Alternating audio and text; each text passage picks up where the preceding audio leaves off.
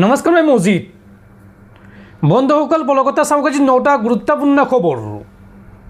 প্ৰথমটো খবৰ, অৰুণোদয় আঁচনিৰ ধন লাভ কৰা ৰাজ্যৰ লাখ লাখ মহিলালৈ ভাল খবৰ। আগষ্ট মাহৰ পৰা মহিলাসকলে পুনৰ লাভ কৰিব অৰুণোদয় আঁচনিৰ 1250 টকাকৈ। ৰাজ্যৰ 40 লাখ হিতাধিকাৰী মহিলাই লাভ কৰিব এই টকা। ফেচবুক লাইভ যোগে এই কথা জনালে মুখ্যমন্ত্ৰী হিমন্ত বিশ্ব শৰ্মাই। মুখ্যমন্ত্ৰীয়ে এই সন্দৰ্ভত কয় যে অহা 3 আগষ্টত ৰাজ্যৰ প্ৰতিখন পঞ্চায়ততে অনুষ্ঠিত হ'ব একোখনকৈ সভা আৰু এই সভাৰ পাছতে মহিলাসকলৰ একাউণ্টত সোমাব নতুন চৰকাৰৰ প্ৰথমটো কিস্তিৰ ধন। ফেচবুক লাইভ যোগে এই কথা জনালে মুখ্যমন্ত্ৰীয়ে। পৰৱৰ্তী খবৰ, ৰাজ্যৰ সাধাৰণ জনতাৰ ওপৰত পুনৰ মাধমাৰ। কণীৰ পিছত এইবাৰ বৃদ্ধি পালে ব্ৰইলাৰ মুৰ্গীৰ দাম। প্ৰতি কেজি ব্ৰইলাৰ মুৰ্গীৰ মাংসৰ দাম বৃদ্ধি পালে 20ৰ পৰা 30 টকাকৈ। আৰু আজিৰ দিনটোত অসমত গোটা ব্ৰইলাৰ মুৰ্গী হ'লগৈ 200 টকা আৰু কটা ব্ৰইলাৰ মুৰ্গীৰ মাংসৰ দাম হ'লগৈ প্ৰতি কেজিত 300 টকাকৈ। পৰৱৰ্তী খবৰ, বিজেপিৰ বিৰুদ্ধে বৃহৎ জয় সাব্যস্ত কৰিলে কংগ্ৰেছে। বিজেপি প্ৰাৰ্থীৰ জয় বাতিল কৰিলে আদালতে। উচ্চ ন্যায়ালয়ে বাতিল কৰিলে বিজেপি প্ৰাৰ্থীৰ বিজয়। বিজেপিৰ বিৰুদ্ধে এইবাৰ বৃহৎ জয় সাব্যস্ত কৰিলে কংগ্ৰেছে। বিজেপি প্ৰাৰ্থীৰ জয় বাতিল কৰিলে ন্যায়ালয়ে। বিজেপিৰ জয় বাতিল কৰাৰ পিছতে নিশ্চিত হ'ল কংগ্ৰেছৰ জয়। কৰ্ণাটকৰ বিধান পৰিষদৰ নিৰ্বাচনত জয়ী হৈছিল বিজেপি প্ৰাৰ্থী MK প্ৰণেশ। চিকমাগালুৰু সমষ্টিৰ পৰা কংগ্ৰেছৰ প্ৰাৰ্থীক 6টা ভোটত পৰাস্ত কৰিছিল বিজেপিয়ে। আৰু বিজেপিৰ এই জয় অবৈধ দাবী কৰি উচ্চ ন্যায়ালয়ৰ কাষ চাপিছিল কংগ্ৰেছ। আৰু উচ্চ ন্যায়ালয়ে বাতিল কৰে বিজেপি প্ৰাৰ্থীজনৰ বিজয়। আৰু তাৰ পিছতে উচ্চতম ন্যায়ালয়ৰ দ্বাৰস্থ হয় বিজেপি। কিন্তু উচ্চতম ন্যায়ালয়ে বাহাল ৰাখে কৰ্ণাটক উচ্চ ন্যায়ালয়ৰ ৰায়। উল্লেখযোগ্য যে 2021ত হোৱা কৰ্ণাটকৰ বিধান পৰিষদৰ নিৰ্বাচনক লৈ এই ৰায়দান আদালতৰ। দৰ্শকসকলৰ বহুতো গুৰুত্বপূৰ্ণ খবৰ আছে। তাৰ আগতে আপোনাক জনাওঁ যে যদি আপুনি এতিয়ালৈকে এইটো ভিডিঅ'ত লাইক কৰা নাই তেন্তে এতিয়াই ভিডিঅ'টোত লাইক কৰি দিয়ক। আৰু এনেকুৱা ধৰণৰ ভিডিঅ'সমূহ নিতৌ চাবলৈ চেনেলটো ছাবস্ক্ৰাইব কৰি কাষত থকা বেল আইকনটো প্ৰেছ কৰি ৰাখক। পৰৱৰ্তী খবৰ, সোণম ৱাংচুকৰ আন্দোলনৰ প্ৰতি সৌদ অসম ছাত্ৰ সন্থাৰ সমৰ্থন। 19 জুলাইত অৰ্থাৎ আজি ৰাজ্যজুৰি আছুৰ আহ্বানত মম শিখা প্ৰজ্বলন কাৰ্যসূচী। ছাত্ৰ সন্থাৰ উদ্যোগত প্ৰতিখন জিলাত ৰূপায়ণ কৰা হ'ব এই কাৰ্যসূচী। আলোচনাৰ মাধ্যমেৰে চৰকাৰে বিষয়টো সমাধান সূত্ৰ উলিওৱাৰ আহ্বান। পৰৱৰ্তী খবৰ, যধে মধে বেনাৰ পোষ্টাৰ হৰ্ডিং লগোৱাসকল সাৱধান। এতিয়াৰ পৰা গুৱাহাটীত যধে মধে পোষ্টাৰ লগালেই ভৰিব লাগিব 5,000 টকাৰ জৰিমনা। এই সন্দৰ্ভত কঠোৰ হৈছে গুৱাহাটী পৌৰ নিগম।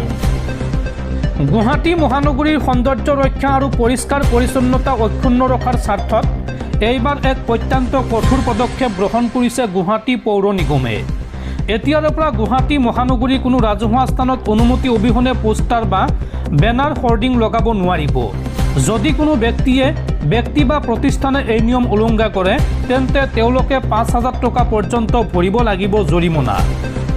GMCৰ তৰফৰ পৰা এই সন্দৰ্ভত স্পষ্ট কৰি দিয়া হৈছে যে চৰকাৰী দেৱাল, উৰণ সেতুৰ তলৰ অংশ, নলাৰ বেৰ, বিদ্যুতৰ খুঁটা আৰু যিকোনো ৰাজহুৱা সম্পত্তিৰ ওপৰত এই নিষেধাজ্ঞা জাৰি কৰা হৈছে। প্ৰায়ে দেখা যায় যে বিভিন্ন বিজ্ঞাপন, ৰাজনৈতিক তথা সামাজিক কাৰ্যসূচীৰ পোষ্টাৰ মাৰি গুৱাহাটী মহানগৰীৰ দেৱালসমূহ লেতেৰা কৰা হয়। ইয়াৰ ফলত গুৱাহাটীৰ স্বাভাৱিক সৌন্দৰ্য বিনষ্ট হয়।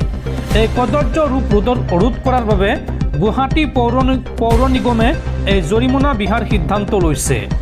এতিয়াৰ পৰা কোনো ধৰণৰ জাননী বা অনুজ্ঞা অবিহনে ৰাজহুৱা স্থানত পোষ্টাৰ লগোৱাটো এক দণ্ডনীয় অপৰাধ বুলি গণ্য কৰা হ'ব। পৰৱৰ্তী খবৰ, বিজেপিৰ বাবে এইবাৰ ভোট খুজিব অসমৰ মৌলবী আলিম, জোনাব আৰু মৌলনাই। এইবাৰৰ পৰা মুকলিকৈ সহায় কৰিব বিজেপিক অসমৰ মুছলমানে। কংগ্ৰেছক 3 তালাক, অসমৰ 8টাকৈ মুছলমান সংগঠনৰ। বিজেপিৰ বাবে এইবাৰ ভোট খুজিব অসমৰ মৌলবী আলিম, জোনাব আৰু মৌলনাই। 2 লাখ ভোট দিয়াৰ বাবে সংবাদমেলযোগে প্ৰতিশ্ৰুতি মুফতি মকিবুৰ ৰহমানৰ। এইবাৰৰ পৰা মুকলিকৈ সহায় কৰিব বিজেপিক অসমৰ মুছলমানে। নগাঁও লোকসভা সমষ্টিত 15,000 আলিম হাফিজে বিজেপিৰ বাবে গোটাব 2 লাখ ভোট। বিজেপিৰ ফালে ভোট পোৱাৰ ব্যৱস্থা আমি আলিম হাফিজ সমাজে কৰি দিম। সংবাদমেল পাতি এই মন্তব্য মুফতি মকিবুৰ ৰহমানৰ। মকিবুৰ ৰহমানে লগতে কয় যে মুছলমানক এতিয়া উন্নয়ন লাগে। কংগ্ৰেছক 3 তালাক অসমৰ 8টাকৈ মুছলমান সংগঠনকেইটাই লগতে কয় যে গৌৰৱ গগৈয়ে হাগ্ৰামা মহিলাৰ পৰা শিকক ৰাজনীতি। 3 মাহ বিটিচিত থাকক গৌৰৱ গগৈয়ে আৰু প্ৰতিদিনে হাগ্ৰামাৰ পৰা 1 ঘণ্টাকৈ শিকক ৰাজনীতি। দিল্লীলৈ গৈ সদনত শব্দ এটা শুদ্ধকৈ ক'ব নাজানে ৰকিবুল হুছেইনে। পাৰ্লিয়ামেণ্টলৈ গৈ ৰকিবুল হুছেইনে কেৰম বৰ্ডৰ কথা কয়। সংবাদমেল পাতি এই মন্তব্য কৰে অসমৰ মুছলমান সংগঠনকেইটাই। পৰৱৰ্তী খবৰ, অসমৰ 5গৰাকী বিদেশী মহিলাৰ বিতৰণত স্থগিতাদেশ দাখিল উচ্চতম ন্যায়ালয়ৰ। শপতনামা দাখিলৰ বাবে ৰাজ্য চৰকাৰক 2 সপ্তাহৰ সময় দিলে দেশৰ উচ্চতম ন্যায়ালয়ে। উচ্চতম ন্যায়ালয়ে অসমত অবৈধভাৱে প্ৰৱেশ কৰাৰ অভিযোগত বিদেশী হিচাপে চিহ্নিত হোৱা 5গৰাকী মহিলাৰ আবেদন সন্দৰ্ভত নিজৰ স্থিতি স্পষ্ট কৰিবলৈ অসম চৰকাৰক 2 সপ্তাহৰ সময়সীমা বান্ধি দিছে। ন্যায়াধীশ বিক্ৰম নাথ আৰু ন্যায়াধীশ সন্দীপ মেহতাৰ বিচাৰপীঠে যোৱা 16 জুলাইত এই নিৰ্দেশ প্ৰদান কৰে। বিদেশী ন্যায়াধীকৰণ আৰু গুৱাহাটী উচ্চ ন্যায়ালয়ৰ নিৰ্দেশক প্ৰত্যাহ্বান জনাই দাখিল কৰা এই 5খন আবেদনৰ বিপৰীতে ওকালতনামা আৰু প্ৰতি শপতনামা দাখিল কৰিবলৈ অসম চৰকাৰৰ অধিবক্তাই সময় বিচৰাৰ পৰিপ্ৰেক্ষিততে উচ্চতম ন্যায়ালয়ে এই সময়সীমা প্ৰদান কৰি 2 সপ্তাহৰ পাছত পৰৱৰ্তী শুনানি গ্ৰহণ কৰিব বুলি জানিবলৈ দিয়ে। পৰৱৰ্তী খবৰ, তামিলনাডুৰ থালাপতি বিজয়ৰ চৰকাৰ ভংগ কৰাৰ বৃহৎ চক্ৰান্ত ফাদিল। প্ৰজেক্ট মেঘালয়ৰ জৰিয়তে ভাঙিব বিচাৰিছিল বিজয়ৰ চৰকাৰ আৰু এই সন্দৰ্ভত টিভিকেৰ 15গৰাকী বিধায়কক দিয়া হৈছিল 35 কোটিকৈ অফাৰ। থালাপতি বিজয়ৰ চৰকাৰ ভংগ কৰাৰ বৃহৎ চক্ৰান্ত ফাদিল। প্ৰজেক্ট মেঘালয়ৰ জৰিয়তে ভাঙিব বিচাৰিছিল বিজয়ৰ চৰকাৰ আৰু এই সন্দৰ্ভত টিভিকেৰ 15গৰাকী বিধায়কক দিয়া হৈছিল 35 কোটিকৈ টকাৰ অফাৰ।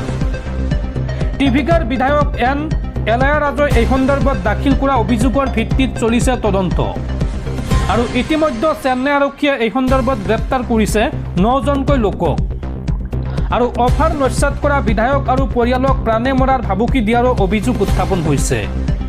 টকাৰ লোভ দেখুৱাই দল ত্যাগ কৰাব বিচাৰিছিল টিভিকেৰ বিধায়কক আৰু এইদৰে এতিয়া থালাপতি বিজয়ৰ চৰকাৰ ভংগ কৰাৰ বৃহৎ চক্ৰান্ত ফাদিল হৈছে। পৰৱৰ্তী খবৰ, 72 সংখ্যক ৰাষ্ট্ৰীয় চলচ্চিত্ৰ বঁটা ঘোষণা। শ্ৰেষ্ঠ অসমীয়া চলচ্চিত্ৰৰ বঁটা লাভ কৰিলে জয়ফুলে। আৰ্টিকল 370 ছবিৰ বাবে শ্ৰেষ্ঠ অভিনেত্ৰীৰ ৰাষ্ট্ৰীয় বঁটা আগবঢ়োৱা হৈছে ইয়ামী গৌতমলৈ আৰু চন্দু চেম্পিয়নৰ বাবে শ্ৰেষ্ঠ অভিনেতাৰ ৰাষ্ট্ৰীয় বঁটা আগবঢ়োৱা হৈছে কাৰ্তিক আৰিয়ানলৈ। নতুন দিল্লীত তথ্য আৰু সম্প্ৰচাৰ মন্ত্ৰালয়ে ঘোষণা কৰিলে ৰাষ্ট্ৰীয় চলচ্চিত্ৰ বঁটাৰ তালিকা। পৰৱৰ্তী খবৰ, ভয়ংকৰ সন্ত্ৰাসবাদী আক্ৰমণৰ পৰা কথমপি ৰক্ষা পৰিল ভাৰত। টাইম বোমাৰে ভাৰতত ভয়ংকৰ আক্ৰমণৰ পৰিকল্পনা। এই সন্দৰ্ভত গুজৰাটত গ্ৰেপ্তাৰ কৰা হৈছে 5গৰাকী জৈচ-ই মহম্মদৰ সন্ত্ৰাসবাদী। সমগ্ৰ দেশজুৰি টাইম বোমাৰে ভয়ংকৰ আক্ৰমণ চলোৱাৰ পৰিকল্পনা কৰিছিল সন্ত্ৰাসবাদীয়ে, কিন্তু এই ষড়যন্ত্ৰ বাস্তৱায়িত হোৱাৰ পূৰ্বেই তদন্তকাৰীৰ জালত পৰিল 5জন সন্দেহযুক্ত সন্ত্ৰাসবাদী। এক গোপন অভিযান চলাই গুজৰাটৰ সন্ত্ৰাসবাদ বিৰোধী শাখা অৰ্থাৎ ATS-এ জৈচ-ই মহম্মদ সন্ত্ৰাসবাদী গোটৰ সদস্য বুলি অভিযুক্ত এই 5জন লোকক গ্ৰেপ্তাৰ কৰিছে। এই ঘটনা পোহৰলৈ অহাৰ লগে লগে সমগ্ৰ দেশতে তীব্ৰ চাঞ্চল্যৰ সৃষ্টি হৈছে। ATS-ৰ সূত্ৰৰ পৰা জানিব পৰা মতে ভাৰতৰ একাধিক স্থানত সন্ত্ৰাসবাদী আক্ৰমণ চলাবলৈ এই সন্দেহযুক্ত জৈচ-ই সদস্যকেইজনে বিস্ফোৰক সংগ্ৰহ কৰিছিল। গ্ৰেপ্তাৰ হোৱা এই 5জন লোক টাইম বোমাৰ লগতে আন বিভিন্ন ধৰণৰ বিস্ফোৰক বনোৱাটো পাকৈত। তদন্তকাৰীসকলে লগতে দাবী কৰিছে যে এই দলটোৱে পাকিস্তানৰ নিৰ্দেশ মৰ্মে কাম কৰি আছিল। কেৱল সেয়াই নহয়, সন্ত্ৰাসবাদী আক্ৰমণ চলাবলৈ সীমান্তৰ সিপাৰৰ পৰা পুৰণি গাড়ী কিনিবলৈও ইহঁতক নিৰ্দেশ দিয়া হৈছিল। তদন্তকাৰী বিষয়াসকলৰ ফালৰ পৰা জানিব পৰা গৈছে যে প্ৰায় এসপ্তাহৰ পূৰ্বে গুজৰাট আৰু মধ্যপ্ৰদেশত জয়ছৰ এটা স্লিপাৰ চেলৰ সন্ধান পোৱা গৈছিল। ইয়াৰ পিছতে তদন্ত আৰম্ভ কৰি দুয়োখন ৰাজ্যৰ পৰা 8জন সদস্যক গ্ৰেপ্তাৰ কৰা ATS-এ। তদন্তত পোহৰলৈ আহে যে মাদ্ৰাছাৰ আঁৰ লৈ এই গোটৰ সদস্যসকলে ছাত্ৰ ছাত্ৰীসকলৰ মগজু ধুলাই কৰিছিল। আনকি সন্ত্ৰাসবাদীৰ দলত নতুনকৈ নিযুক্তি আৰু আক্ৰমণৰ প্ৰশিক্ষণো দিয়া হৈছিল। এই গ্ৰেপ্তাৰৰ ঘটনাৰ পিছতে অভিযুক্তসকলক জেৰা কৰি আৰু 5জন জৈশী সদস্যৰ সন্ধান পোৱা যায় আৰু তাৰ পিছতে গুজৰাটৰ একাধিক জিলাত অভিযান চলাই বৃহস্পতিবাৰে এই 5জন লোকক গ্ৰেপ্তাৰ কৰা হয়। তদন্তত আৰু জানিব পৰা গৈছে যে দাৰুল ইছলাম নামৰ এটা সংগঠন গঠন কৰি সন্ত্ৰাসবাদী কাৰ্যকলাপৰ পৰিকল্পনা কৰি আছিল এই সন্ত্ৰাসবাদীসকলে আৰু গুজৰাটে আছিল ইহঁতৰ মূল ঘাটি। ইয়াৰ পৰাই দেশৰ একাধিক ডাঙৰ চহৰত আক্ৰমণৰ ষড়যন্ত্ৰ ৰচনা কৰা হৈছিল। এই 5জন অভিযুক্তক ধৰি বৰ্তমানলৈকে এই স্লিপাৰ সেলৰ মুঠ 13জন সদস্যক গ্ৰেপ্তাৰ কৰিছে গুজৰাট ATS-এ। ৰাজ্যখনৰ আন ক'ত ক'ত ইহঁতৰ নেটৱৰ্ক বিয়পি আছে সেয়া জানিবলৈ বৰ্তমান তদন্তকাৰীসকলে চেষ্টা চলাই আছে।